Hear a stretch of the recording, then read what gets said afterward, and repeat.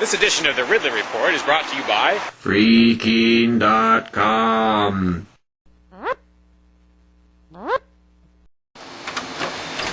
Decades overdue, it's finally starting.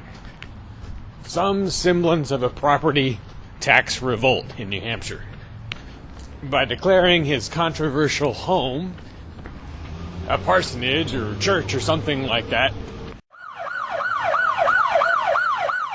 keen radio host Ian Freeman has probably triggered the 3-year countdown to having the home taken.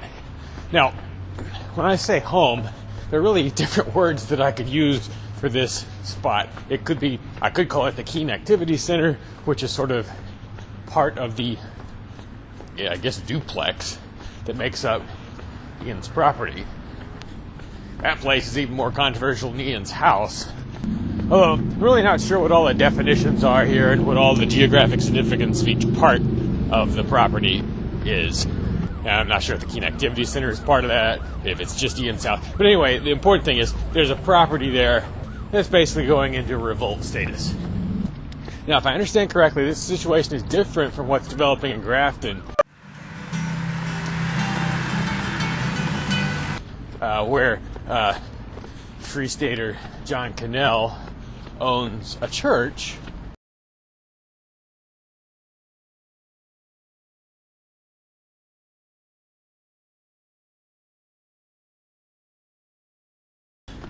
which is in fact a church building and is open to the public for worship services and so forth to a large extent.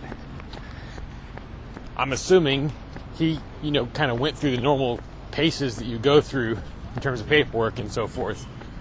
I'm not really referring to that as an attempted revolt. Who is the guy in the hat? The man right there stole my phone. What Ian and company are doing, I got the impression from listening to Free Talk Live that they're not even going through the motions of trying to get government approval to be a church or be treated as a church.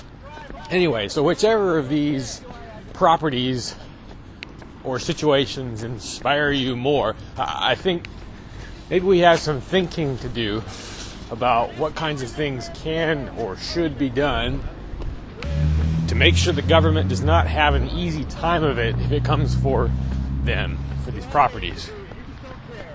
Here are some of my brainstorms. Things we've never been able to do before. So in some cases. Let's say we get to the point, perhaps in the year 2016, where the house is now at risk of confiscation. And personally, I would have preferred this was just an out-and-out civil disobedience act as opposed to going through the sort of freak showish element of calling it a church. People naming themselves all these titles that people are just going to laugh at. But the number one step that I think should be taken, and actually the step I take when I'm around the Keen Activity Center, is to try and become an asset to the neighborhood for a change. And by that I mean enough of an asset so that you're actually perceived as an asset by the neighbors. I've only ever heard of one situation where the people who inhabit the CAC have gone out and cleaned up